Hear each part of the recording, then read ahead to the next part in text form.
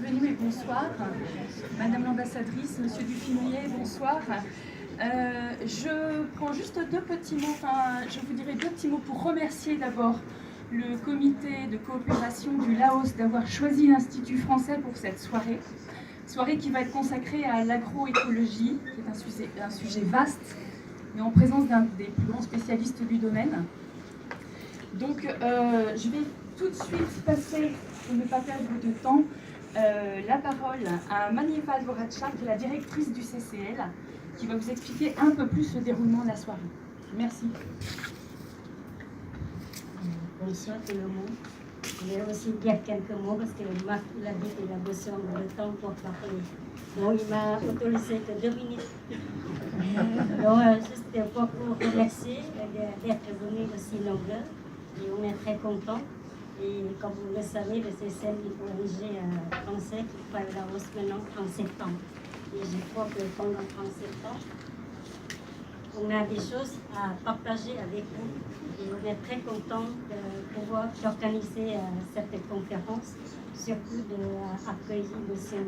Marc Dufimier, celui qui a fait naître le CCL. Et il est toujours avec nous et nous accompagner. Et je crois qu'il y a des choses qu'il peut nous raconter et les uns. Voilà, bon, je vais laisser la parole à M. Marc Dufimier pour son conférence. Merci. Donc, bonsoir à toutes et à tous, donc, Madame l'ambassadrice, chers collègues, chers amis. Donc, le thème est celui un peu de l'agroécologie, qui est un thème pas complètement nouveau, il faudra être honnête, mais dont on parle beaucoup plus au cours des 5 dernières années. C'est devenu un thème à la mode. Je souhaiterais personnellement que ce ne soit pas que une mode, que c'est quelque chose qui puisse être pris très au sérieux, et je vais essayer donc de vous en convaincre. Alors, d'abord, peut-être faut-il rappeler les enjeux, y compris les enjeux presque à l'échelle mondiale. Vous n'êtes pas sans savoir que la population mondiale est croissante. Il faudra satisfaire les besoins, les divers besoins de cette population croissante, à la fois l'alimentation, à la fois les matières premières pour l'industrie, des services environnementaux, toute une foule de biens et services qu'on réclame aujourd'hui à l'agriculture. Et on souhaiterait qu'il n'y ait plus de faim, qu'il n'y ait pas de malnutrition. Donc on va essayer de répondre à ces enjeux. Est-ce que l'agroécologie permettra d'y répondre? Le deuxième enjeu, c'est la qualité des environnements, la qualité des produits. On parle évidemment de qualité nutritionnelle, par exemple, des aliments, l'énergie, la protéine, les vitamines, les fibres, les minéraux, les antioxydants. Mais on souhaiterait aussi, et c'est une préoccupation qu'on a vu apparaître dans des pays dits développés, les pays anciennement industrialisés, si on pouvait éviter les antibiotiques dans la viande, si on pouvait éviter les hormones dans le lait, si on pouvait éviter les résidus pesticides dans les fruits et légumes, les perturbateurs endocriniens. Vous savez qu'il y a des prédictions scientifiques qui annoncent que dans certains pays industriels où la jeunesse a été exposée pendant longtemps, et même à faible dose, à ces résidus pesticides, on prédit à cette jeunesse une espérance de vie en bonne santé de 10 ans inférieure aux gens de ma génération, qui, quand nous étions gamins, n'étions pas exposés à ces perturbateurs endocriniens. C'est une prédiction scientifique, ce n'est pas statistiquement avéré, puisque c'est seulement dans 50 ans qu'on pourra vérifier si la moyenne d'âge d'apparition de Alzheimer, Parkinson, cancer du sein, cancer de la prostate, si vraiment, pour la jeunesse, ces maladies apparaissent 10 ans plus précocement que pour les gens de ma génération. Mais néanmoins, c'est démontré, c'est un peu comme le réchauffement climatique, il avait été prédit il y a 30 ans, et maintenant on voit statistiquement que oui, dans certains pays, la récolte des raisins est 10 jours plus précoce que les 30 années antérieures, en termes de moyenne de date de vendange, de récolte du raisin. Donc aujourd'hui, on peut dire que ça commence à être statistiquement avéré. Évidemment, nous serons contraints de prendre des précautions ne pas attendre 50 ans, il y a peut-être même urgence pour que nous arrivions à une agriculture avec des produits de qualité, pas seulement qualité gustative, qualité nutritionnelle, mais qualité sanitaire de nos aliments, sans dommage pour notre cadre de vie, si on pouvait s'éviter les inondations dans la vallée, si on pouvait s'éviter l'érosion des sols, si on pouvait s'éviter les rejets excessifs vers les eaux de mer ou les pays qui ont accès à la mer, ce serait quand même pas mal. Et évidemment, ça va poser la question de la forêt, de la déforestation et ce genre de choses. Le durable, on pense les générations d'après. Et s'il y a urgence dans beaucoup de pays de nourrir correctement une population croissante, et vous verrez, je vais plaider pour un accroissement des rendements à l'hectare. Certains appellent ça agriculture intensive à l'hectare, et non pas une agriculture extensive, qui exige toujours de plus grandes extensions, au dépend des forêts vierges, au dépend de la biodiversité, au risque d'accroître le réchauffement climatique. Donc je vais plaider plutôt pour une agriculture intensive. Peut-être même y a-t-il urgence d'accroître les rendements dans un certain nombre de pays, pas tous, mais dans un certain nombre de pays. Il ne faudrait pas que ce soit au détriment des générations d'après. Quand j'étais étudiant, on m'enseignait maintenir la fertilité des sols, et maintenant, je suis obligé de constater, c'est maintenir la fertilité de nos écosystèmes. Ce n'est pas seulement le sol, mais dans certains pays, États-Unis, alors je parle là un peu pays industriel, mais c'est la surmortalité des abeilles. Et la surmortalité des abeilles en France, c'est une récolte de miel qui a été divisée par 2 en 15 ans. Mais la surmortalité des abeilles, c'est la menace de ne pas pouvoir féconder les arbres fruitiers et un grand nombre de plantes vivrières. Donc on pensera aux générations d'après, et ce n'est pas au nom de l'urgence qu'il nous faudrait détruire les potentialités productives. On disait la fertilité, la fécondité, le potentiel de fécondité de nos écosystèmes, de nos environnements, dans la totalité des pays. Et évidemment, je n'oublierai pas que si on plaide pour de nouvelles formes d'agriculture, capables de produire de la qualité, de la quantité, des services environnementaux, le respect des générations futures, eh bien, si on veut que les paysans adhèrent, si on veut que les agriculteurs adhèrent à ces formes d'agriculture nouvelles dont je vais parler, il faudra s'assurer qu'en pratiquant ces agricultures-là, les agriculteurs, les paysans parviennent à avoir des revenus corrects, des revenus décents. Et je n'oublierai pas que dans certains pays, le Laos, vous êtes peut-être moins concernés, et dans un grand nombre de pays, si on pouvait éviter l'exode rural, si on pouvait éviter de voir les gens rentrer dans les bidonvilles, l'industrie dans les villes ne crée pas d'emplois en nombre suffisant pour absorber la masse des paysans qui quittent leur campagne parce que tombés en faillite, parce que faute de revenus décents.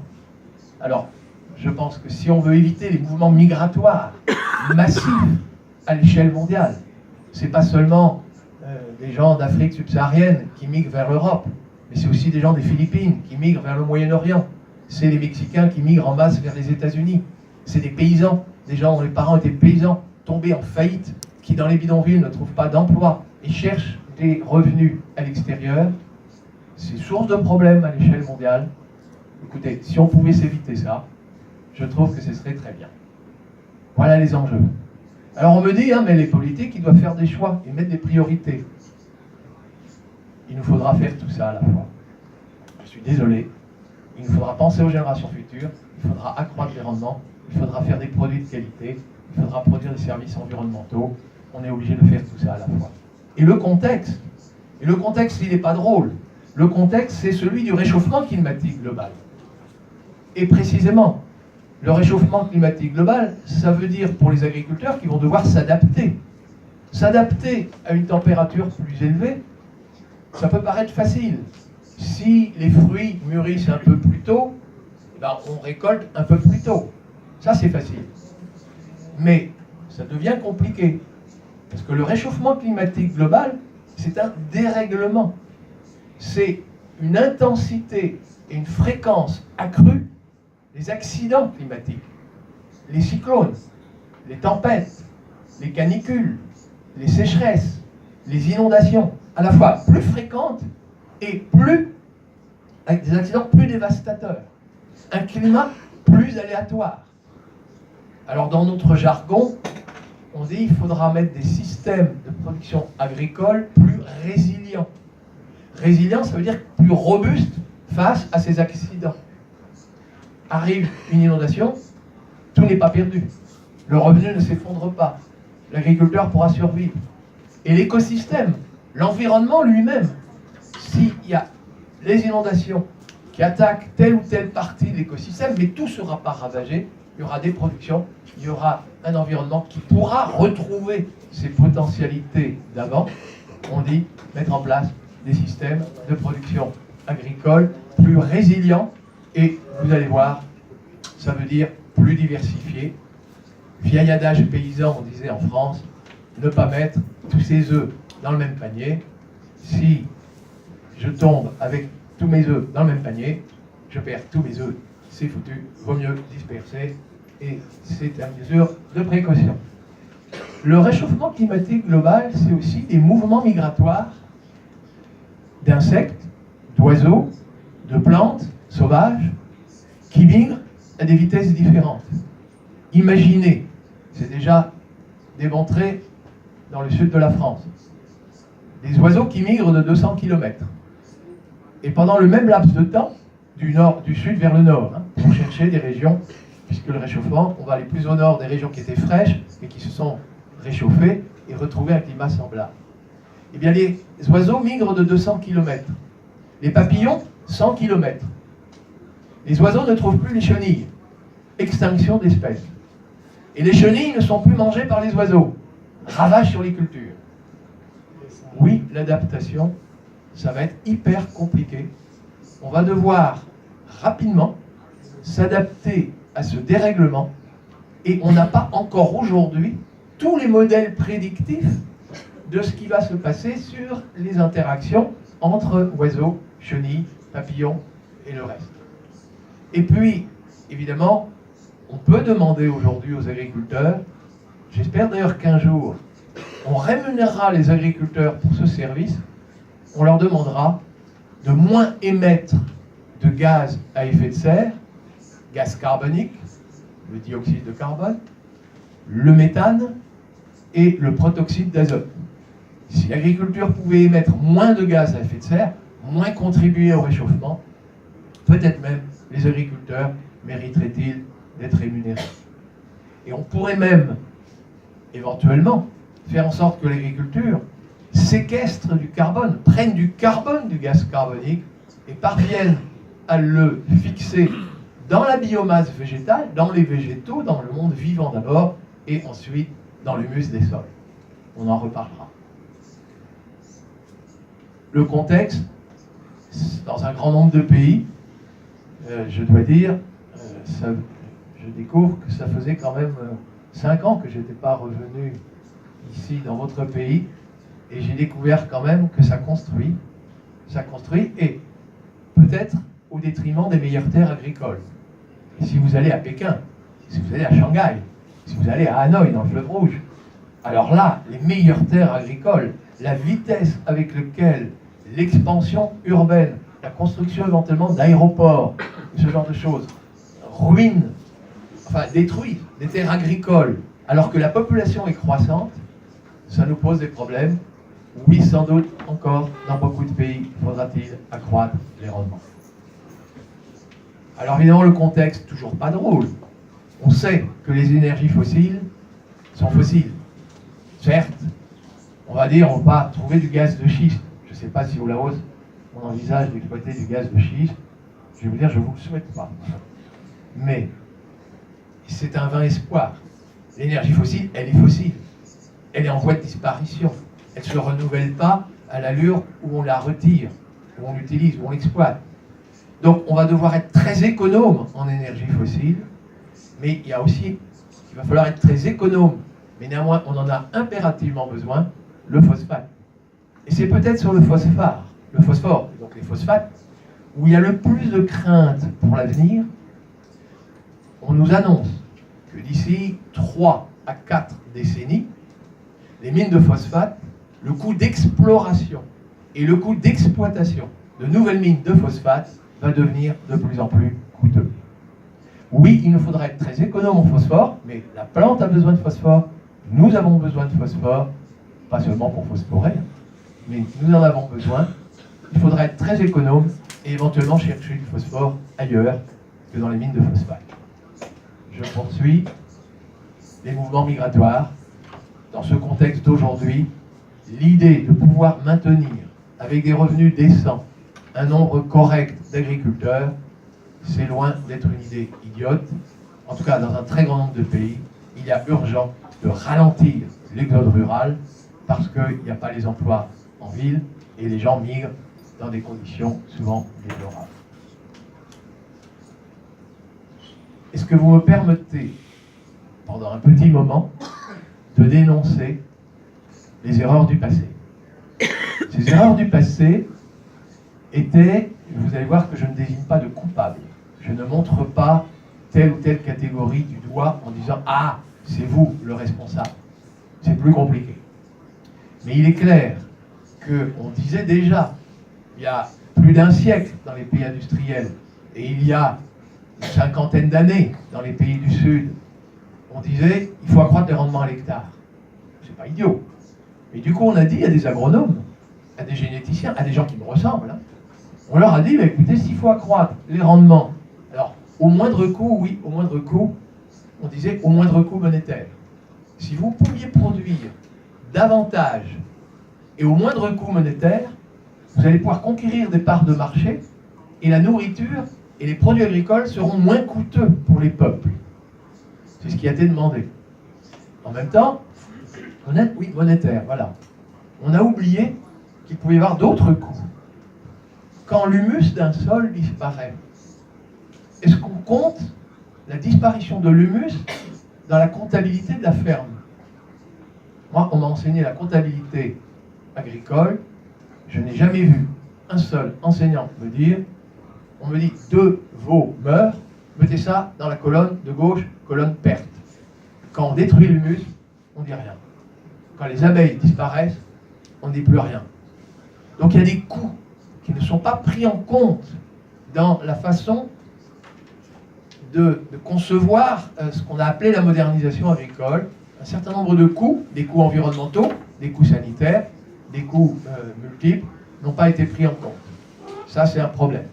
Deuxième chose, une erreur du passé de beaucoup de pays du Sud, de pays qu'on disait du tiers-monde autrefois. Le Laos a vécu ça, la déforestation. C'est-à-dire, on va élargir les surfaces cultivées pour accroître la production, avec évidemment les risques sur la biodiversité, sur le réchauffement climatique, sur l'érosion des sols, extension des surfaces sur des terres souvent les plus fragiles, parfois les plus pentues, bref, sur des écosystèmes les moins propices à l'agriculture. Non, l'agriculture extensive, ce n'est pas la solution de demain, surtout si agriculture extensive, ça veut dire toujours plus d'extension pour satisfaire les besoins mondiaux. Donc l'idée d'une agriculture intensive qui accroît les rendements à l'hectare n'est pas idiote. Mais comment va-t-on pouvoir y arriver? Et comment a-t-on conçu les accroissements de rendement dans les années passées?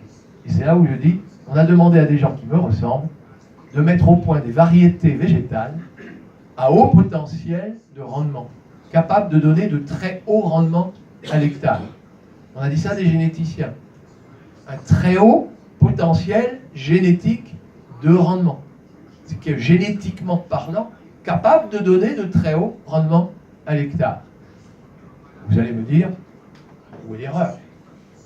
Ça n'apparaissait pas comme une erreur. Ça paraissait même sensé.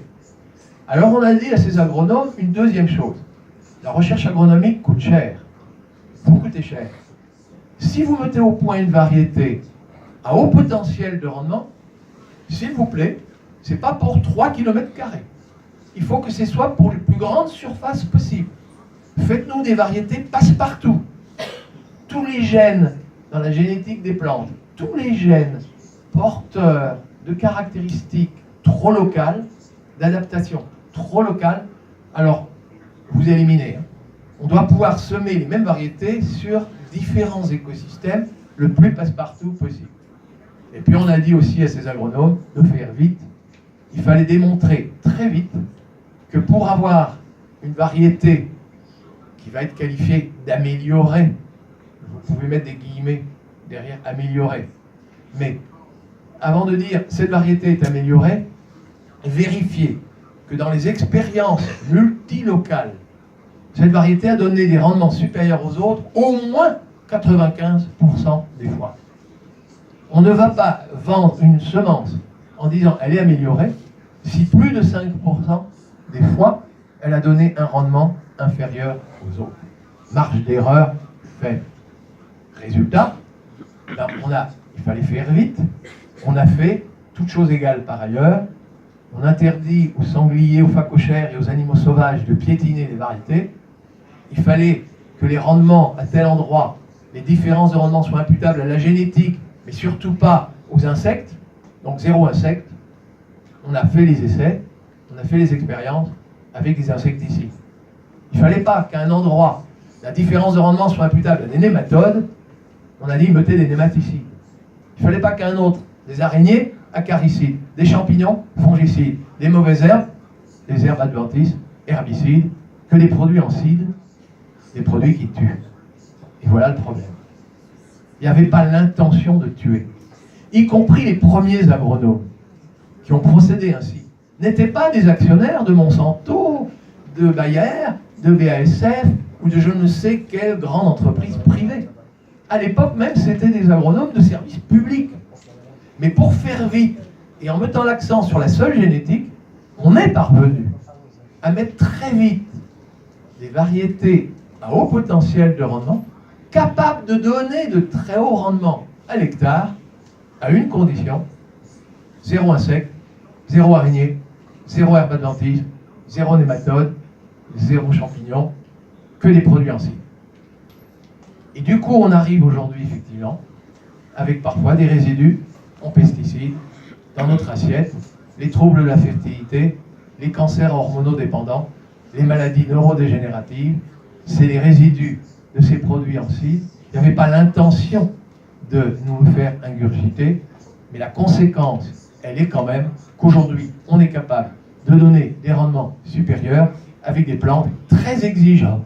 Alors c'est des coûts monétaires, les engrais de synthèse, les produits phytosanitaires, les produits pesticides, mais c'est des coûts en santé, des coûts environnementaux. Coûts environnementaux quand un insecte mutant, les mutations génétiques, quand un insecte, après une mutation génétique, devient résistant à un insecticide, puisque les prédateurs de cet insecte ont été tués aussi, ils prolifèrent, c'est un déséquilibre écologique, et on a dit, mettons une deuxième molécule pesticide, alors là, excusez-moi, ça c'est l'erreur à ne pas faire, on va dans le mur, on met une rustine pour continuer d'aller droit dans le mur. Non, on va devoir s'interdire le désastre, c'est une vraie révolution technique auquel il faut penser, et évidemment, dans le débat, on pourra s'interroger à quelles conditions parviendra-t-on à ce que cette révolution agronomique, cette révolution agroécologique puisse avoir lieu. Mais l'erreur dramatique, c'est d'avoir considéré que pour accroître les rendements, on va miser sur un facteur, la génétique, et on découvre après que sur d'autres choses, réduire les insectes, tuer les insectes, pardon, tuer les mauvaises herbes, tuer tout ça, c'est la conséquence d'avoir eu une approche unifactorielle, de n'avoir vu qu'un facteur, et de ne pas avoir compris, à l'origine, que l'objet de travail des agriculteurs, ce n'est pas la plante, ce n'est pas le troupeau, ce n'est pas le sol pris séparément, mais c'est à chaque fois un environnement avec des interactions complexes entre les plantes, les animaux, évidemment le travail humain, le climat. C'est cet environnement-là dont on va demander un rendement élevé à l'hectare, mais on n'oubliera pas que c'est cet environnement-là qui nous produit des rendements en énergie, protéines, vitamines, minéraux, et ce n'est pas une plante, ce n'est pas une variété, et après, il faut tout artificialiser. Je poursuis. On a dit qu'il faut produire au moindre coût monétaire. Et donc il fallait produire toujours davantage, et davantage au moindre coût. C'était vrai dans l'industrie, mais c'était vrai dans l'agriculture. Et dans les pays industriels, On a remplacé les gens qui cultivaient par des machines. Et je vais même vous dire, dans un grand nombre de pays, les agriculteurs qui ont été remplacés par des machines se retrouvent en ville, dans les bidonvilles, ils n'ont pas d'emploi, ils ont faim et souffrent de malnutrition. Quand dans un pays comme le Brésil, on a remplacé les gens qui désherbaient par un désherbant, le fameux glyphosate, Roundup, quand c'est la marque Monsanto, quand on est parvenu sur de grandes surfaces à remplacer les gens qui désherbaient par du désherbant, eh bien, on a accru la faim et la malnutrition. Quand les Brésiliens produisent beaucoup de soja, avec un soja mécanisé et chimisé, très peu d'emplois, on a évidemment évincé les agriculteurs qui sont dans les bidonvilles, et le soja produit par les Brésiliens ne nourrit pas les Brésiliens, parce que les Brésiliens qui sont dans les bidonvilles, qui ont perdu leur emploi, sont trop pauvres pour acheter le soja produit au Brésil, et le soja brésilien nourrit des Chinois, pire encore, il nourrit des cochons bretons en France. Parce que nos cochons, eux, sont solvables, capables d'acheter le soja qui échappe à des pauvres Brésiliens. Alors, il y a des erreurs à ne plus faire. Mais les économies d'échelle et le remplacement systématique de la force de travail humaine par des machines ne se justifient que s'il y a des emplois pour les gens qui vont quitter la campagne. Ce n'est pas l'exode rural en soi qui t'a dénoncé, c'est l'exode rural prématuré, sans emploi en ville, qu'il faut aujourd'hui, contre lequel il faut se prémunir aujourd'hui, très, très clairement. Du coup, c'est pas qu'on va être contre la mécanisation, mais on va essayer surtout de jouer la mécanisation pour diminuer la pénibilité. Mais on veillera surtout à ce que si on remplace, si on utilise une machine, ça permet d'accroître les revenus et non pas de créer plus de chômage. Je poursuis. La spécialisation exagérée, c'est pour produire à grande échelle. Eh bien, écoutez, on va faire une plantation de bananes. Mais bananes, que la même variété. Et si on peut faire une plantation de bananes sur 100 hectares, on va produire à moindre coût. Et oui. Et si un jour il y a un champignon pathogène, un champignon porteur de maladies, qui vient sur la parcelle de 100 hectares, 2 jours après, le champignon pathogène a détruit toute la plantation. Déséquilibre écologique, les dangers de la monoculture, le danger de monovariétal, le danger de la spécialisation extrême, c'est un des drames aujourd'hui. Donc non seulement nous avons des variétés qui ne peuvent donner de rendement que si on emploie les produits en seed, mais en plus, on crée les conditions d'homogénéisation qui font que les maladies, les insectes, les prédateurs et autres peuvent proliférer très vite. Et vous vous rendez bien compte, c'est une erreur qui coûte cher dans les pays où on découvre les cancers hormonodépendants, les maladies neurodégénératives plus précoces. Je ne le souhaite à aucun pays, ni au nord, ni au sud. Je poursuis. Les déséquilibres écologiques nous coûtent très cher. Quelques photos, si vous voulez, pour illustrer.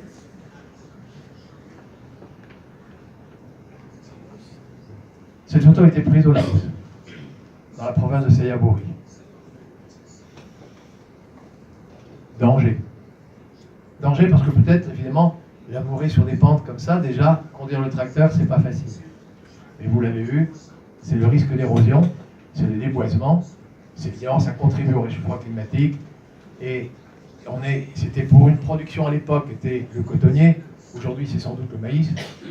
Mais attention, danger. Voilà l'érosion. Cette photo a été prise donc il y a déjà quelques années. Je pense que le champ aujourd'hui, si on n'a pas reboisé, si on n'a pas couvert le sol, il doit être en piteux état. L'érosion, elle est sous toutes ses formes. Évidemment, vous voyez que la teinte plus claire, c'est déjà un sol un peu érodé, mais c'est aussi les griffes d'érosion. Ça va très vite. Les sols tropicaux en particulier, on le sait, sont fragiles. Si on oublie de maintenir un taux d'humus, si on laboure exagérément les sols, si on n'empêche pas le ruissellement, si les filets d'eau prennent de la vitesse du volume, eh bien c'est les sols qui sont en voie de destruction. Oui, il y a peut-être des erreurs qui ont été commises dans les pays industriels qui pourraient être encore plus graves dans les pays tropicaux aux sols fragiles. Monoproduction d'EVA dans le sud du pays. Le risque, évidemment, est multiple. Risque éventuellement économique. Si jamais le prix d'EVA diminue, on a planté un arbre pour plusieurs années, et alors qu'est-ce qu'on fait? Risque sanitaire, si une maladie s'empare de la plantation. Plantation d'EVA ici dans le nord du pays, terrasse apparente, mais justement, d'avoir creusé le sol bien en dessous de la couche d'humus, c'était peut-être pas ça la solution. On a pensé bien faire, hein, vous y trompez pas. Et puis on disait qu'il fallait produire du caoutchouc au moindre prix, hein, le caoutchouc qui va être vendu à l'export. On vous demande de faire au moindre coût.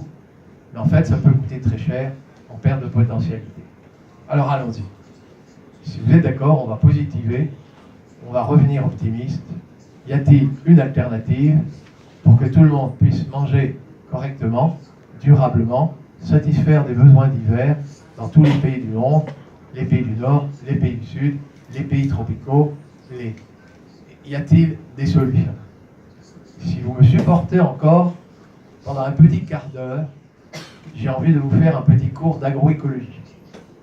Dans le sens agroécologie scientifique.